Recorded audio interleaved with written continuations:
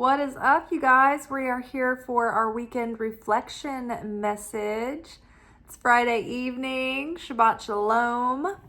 So I'm going to show you guys the cards, and then I'm going to let you listen to our audio, and then I will come back and go deeper into the cards. So from the Radiant Sun Oracle, we have the Sun in Leo, which is fortune. We have Mercury in Aquarius, which is originality.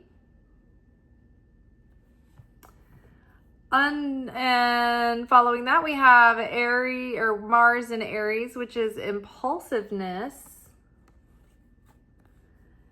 And then we've got the Moon in Sagittarius, which is optimism. Now, these cards isolated on their own give me a pretty good energy. But before we go into the full depth of the reading, like fortune here, the Sun in Leo, the Sun is optimized in Leo because the Sun rules Leo. And so this is like not only vitality and new energy, new inspiration. It's also new insight, new illumination, new light, new levels of light and abundance and blessing and health and joy and awareness and clarity coming through, new ideas. This could be also like successful fruits of our labors, right? Things that we've been attempting are coming into fruition, or they're starting to, or like the consciousness that we have, the new consciousness is shifting into bringing into new fruits into our life, right? So new opportunities, and then like the success and like positive like growth of like things that are happening. We also have like a shift or a revolution in our consciousness, right? So not only do we have new illumination that is informing this new revolution of consciousness, and we have clarity on these ideas. We're beginning to be able to verbalize them and communicate them and talk about them and describe them.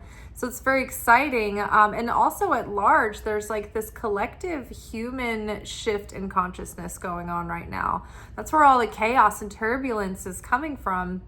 And so many people are starting to shift their thinking, right? Even people who have been extreme thinkers on one side or the other, you know, are starting to come out of the shadow, and they're starting to come out of the darkness, and they're starting to realize like, oh, wait, why did I think that?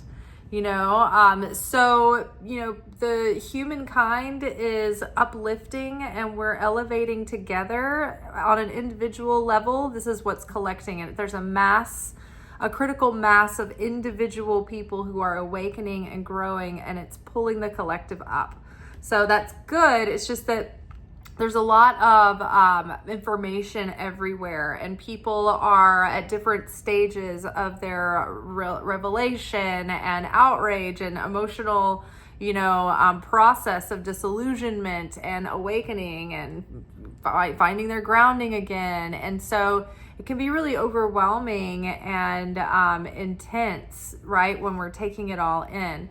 I just noticed, like right before I started this video, Chris Corsini mentioned, he's an astrologer, that Mercury just moved into Leo, and so that could give us a lot of excitement about sharing new ideas, but he warned that we weren't just talking to talk. And in Kabbalah and the wisdom of Kabbalah, we talk about evil tongue, and sometimes evil tongue can be idle tongue. It can just be, I want to talk to hear myself talk, and I'm just going to keep, you know, like for instance, all of the just overabundance of content that's just in your face every second. And it's like, does every single person, every single content creator really have something, you know, of value to share? Or are a lot of these people just wanting to be influencers because they want to have attention and money for doing whatever, and they don't even have anything to say, right?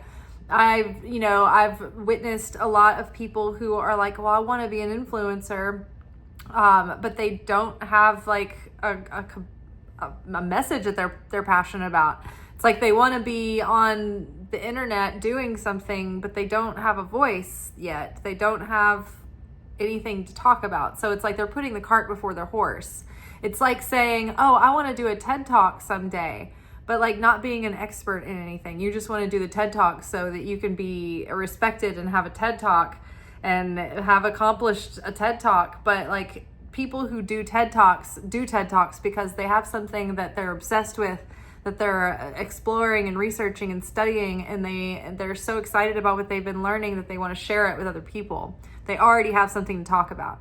So that's what they get a TED Talk for, right? So it's like, do you have value to share, or are you just pushing things out to get a response in return? And I mean, that's just the nature of consumerism and capitalism and materialism in the world right now. There are so many products on the market that people are consuming and buying and incorporating into their normal routines that they do not need. And it's creating more garbage, and it's using more resources, right? So in a way, words are the same. Somewhere in the Bible it says where words are many, evil is thereof. And that's because, you know, when we start getting mindless with our words, the devil can get in there and start mixing and, DJing what we're saying, and they can land wrong. Or, you know, there's a lot of qualifiers for evil tongue or evil speech, but sometimes it's just idle speech that's taking up energy, that's being put out to take. I'm talking because I want attention. I'm talking because I want validation. So you're not really sharing any value. You're putting out noise in order to take. So, consider that. Also, impulsivity, there is a certain energy coming back into our soul and spirit, and I think that we're getting more inspired and motivated to pursue ideas and share ideas and to create things.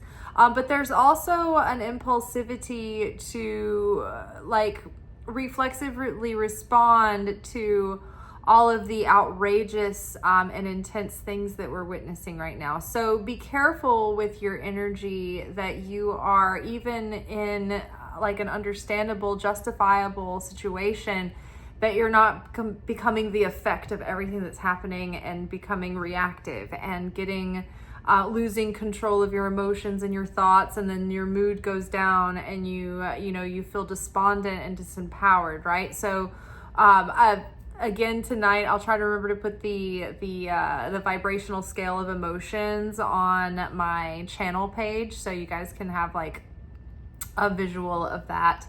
And then we have optimism here. So it's important that we maintain optimism, because it gives us a reason something to look forward to and to keep going. And we're optimistic that things can take off and that there is a purpose for things. And it's not all pointless, right? When we're depressed, what do we get? We get, oh, what's the point? I'm not enjoying anything anymore. What's the point of anything? It's all gone to shit, right? So we want to keep our optimism. We want to keep hope alive, because it keeps us going. It keeps life generating. All right, I'm going to pause this and let you guys listen to the audio. Actually, I'm going to show you the tarot cards underneath, and then I'll let you listen to the audio, and then we'll come back. So underneath, actually, you know what? Pausing now, and then we'll come back. Listen to the message. Consider the message that we started with. Listen to this message, and then we'll go deeper when we come back. As we move into the weekend, we reflect on the things that we've been learning this week. Be careful with your reactive behavior. Watch your impulses. Where are they coming from? The defensive and fearful part of yourself might be activating your shadow.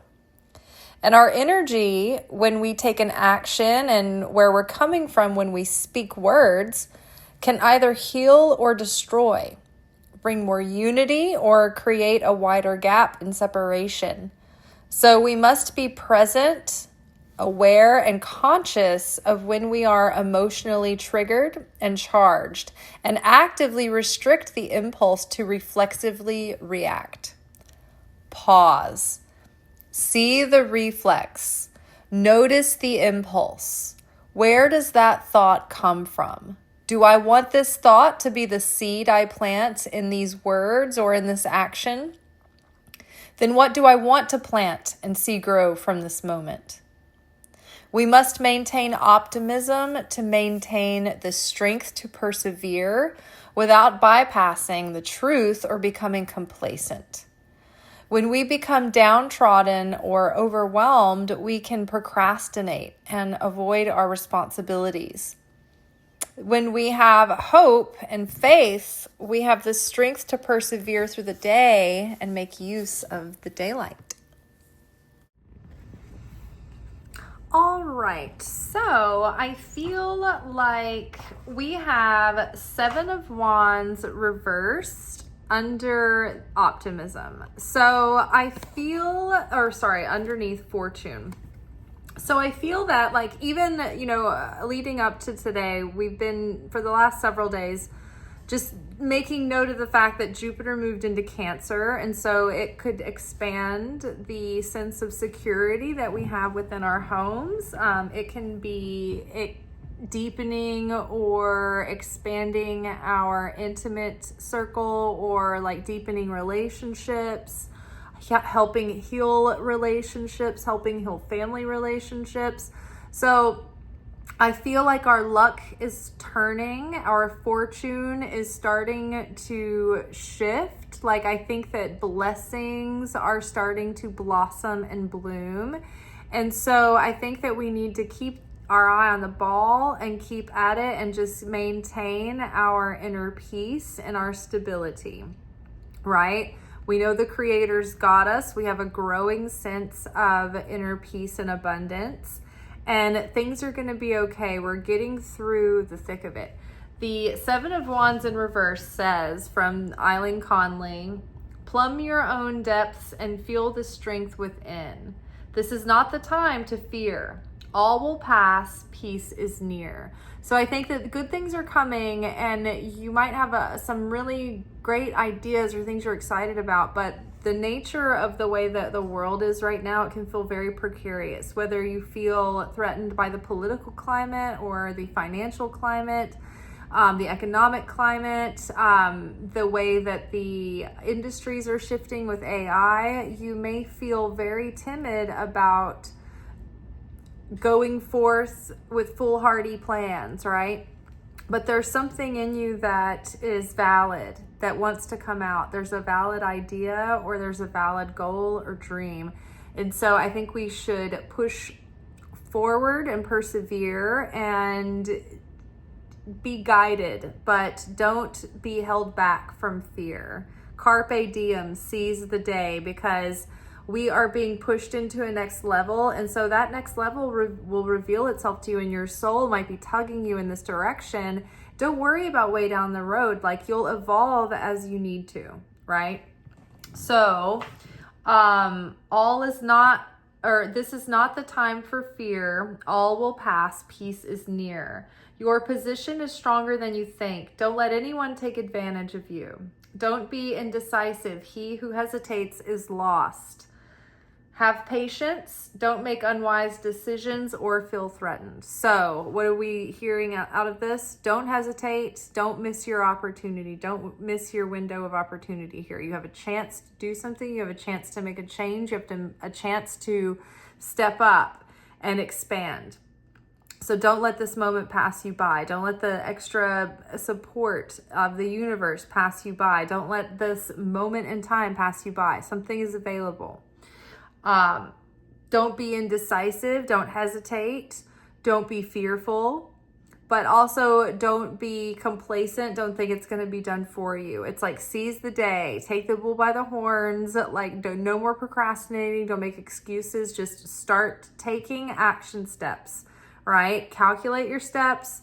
Take guided, reasonable, sound action, but keep moving forward and do so in the belief that the universe and God is supporting you and is behind you.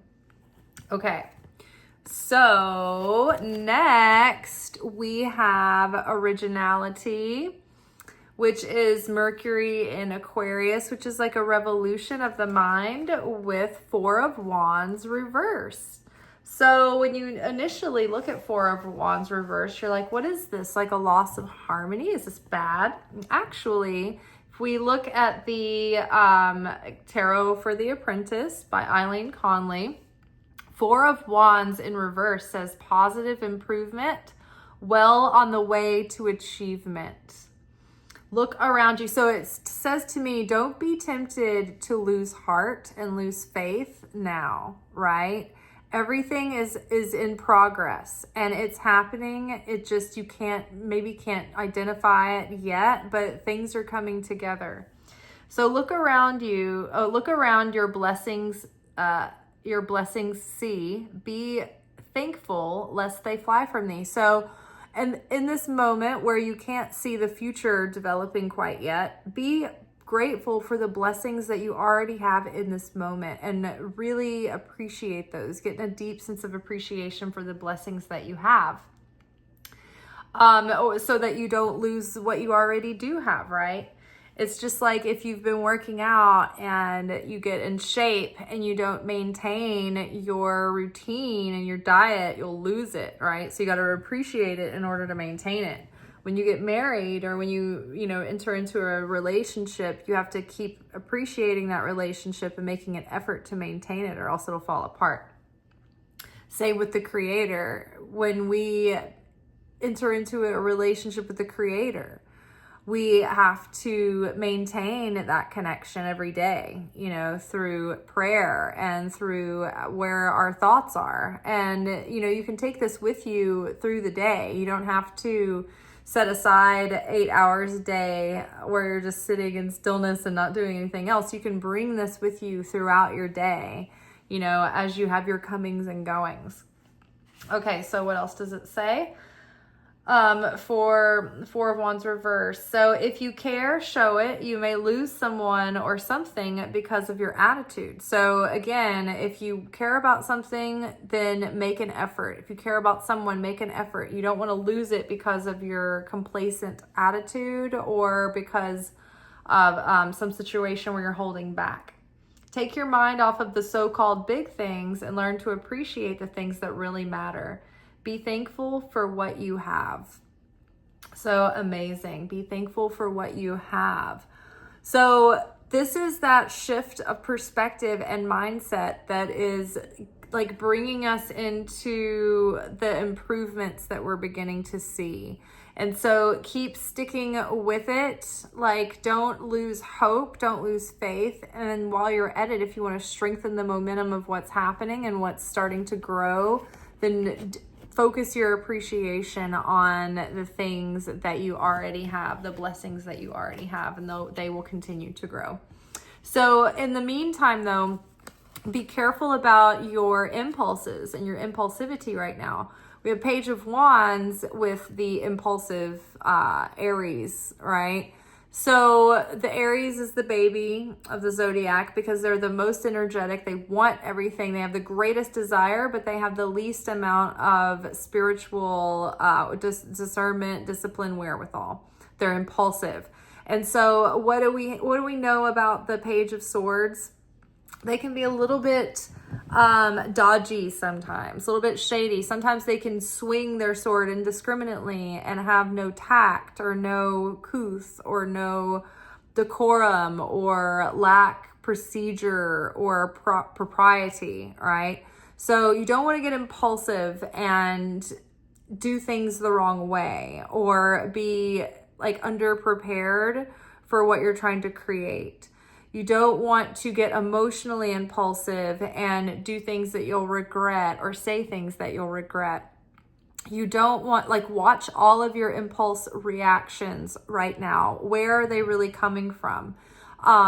If you see that something is happening and with someone and someone's going through something, like for instance, okay, say you disagree with someone and you think it's really obvious and they they're in a completely different state of consciousness than you, and then you see them going through something related or kind of like as a result of that thing, and you go right over to them and you're like, hey, you're going through this thing because of this. It's like, it's not going to be effective because you've come up to them with no compassion and no tact, right? That was one of the Torah portions this week. In fact, it was today. It was like talking about, even if you know the truth, the higher truth, and you present it to someone before you bring kindness to them, then you've done them a disservice, because you've turned them off to what you were going to say, and you've made them defensive and you've pushed them away, right? Like for instance, we've been talking recently about the inner and the outer, and we're talking about how sometimes mysterious afflictions are spiritually related rather than physically related. And so if you are, in the presence of someone who's just had a bunch of chaos play out, and you're like, oh, well, your chaos is obviously related to this blah, blah, blah, blah, blah in your life. Like, you don't need to tell them that, even if that's true, because it's just going to land too harshly. And it's going to come off as critical and judgmental and I told you so, and it's not going to be nurturing, it's not going to be healing. Whereas if you meet them first with kindness and have compassion for their pain, then their heart might be open to be more receptive to wanting to change their mind or be open to, a new way of thinking, right?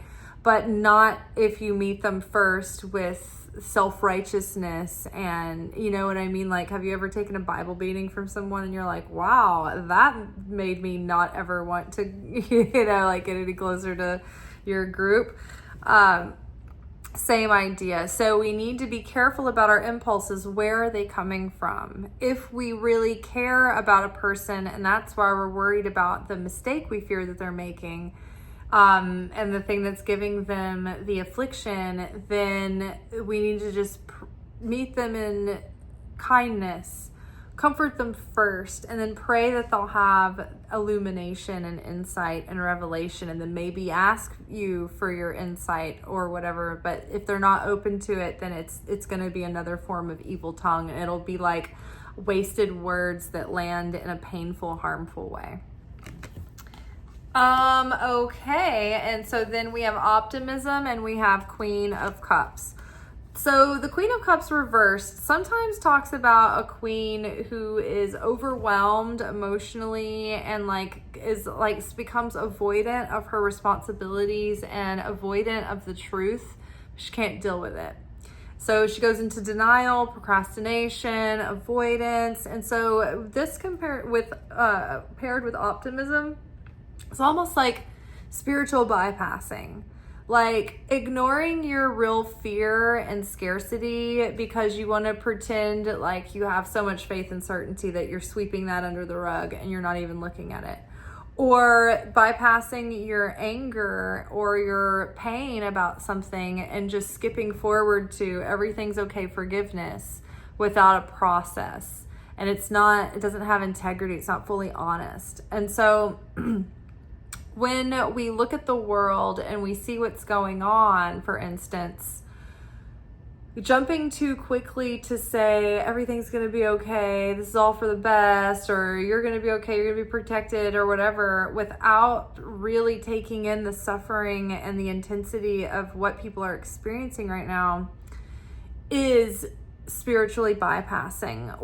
If we don't look at what's going on and feel the collective heart and soul of the world right now, then we can't heal it because we're ignoring it, we're bypassing it, we're just pretending that we have faith, but there's no compassion in that. And I think that there's the reason why we do that is we want to skip over the compassion and just go straight to the faith that it's all going to be okay, because the compassion hurts. It hurts to watch and witness someone suffering. I was just thinking about the children of the world today when I was walking around the track. Think about some of the infants, newborns, 1-year-olds, 2-year-olds, 3-year-olds, 4-year-olds who have no concept or capacity to understand the context of the terrors that they are living through in this moment. And some of them have been orphaned or separated from their guardians or parents or anyone that can comfort them or shelter them or guide them through any one of the situations playing out in the world right now. And I just broke down and was just crying. And who knows what I looked like just walking, crying on the track. But I was just thinking, like, this is how people get calloused and hardened and jaded, because just thinking about sweet little children who have no idea what's happening, and the fear and the suffering that they're going through, it's just heartbreaking and devastating. And even to just try to put myself in that mindset for just a few minutes, it was just like, it was almost incapacitating. Can you imagine being in the shoes of one of the children in the other parts of the world right now that are at war, while it's all playing out and everything's happening and you've been separated from your parents? I just can't even imagine. So having too much optimism and not giving a moment to the realness of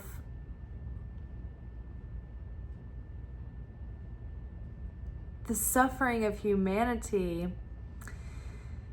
isn't real spirituality. And so to be too optimistic to the degree of avoidance is spiritual bypassing. And so that doesn't help us. That actually continues to perpetuate the problem. So we want to be wise enough not to do that, whilst at the same time managing the fact that there's so much loud intensity going on from everywhere, every angle in the media right now. And it's so harsh and so overwhelming that we really have to discern what we're taking in and how much and for how long and from who and about what, and so that we don't become completely depressed and despondent and lose all hope, and then want to avoid taking care of our responsibilities in business. And then, when we are depressed, we're not shining out our inner light. We're not bringing our gifts to the world. We're not helping others. We can't even help ourselves when we're in that place.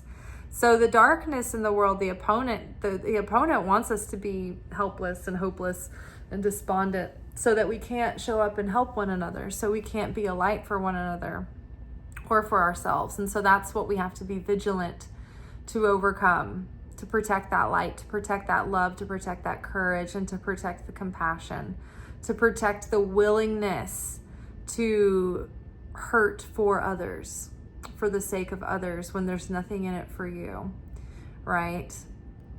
All right, you guys, that is all for tonight. We will be back together tomorrow for our Secret Teachings of Jesus episode, where we are delving into the Gnostic Gospels. And we are in the Gospel of Philip. So that's what we've been studying from. So until then, peace be with you. Ciao.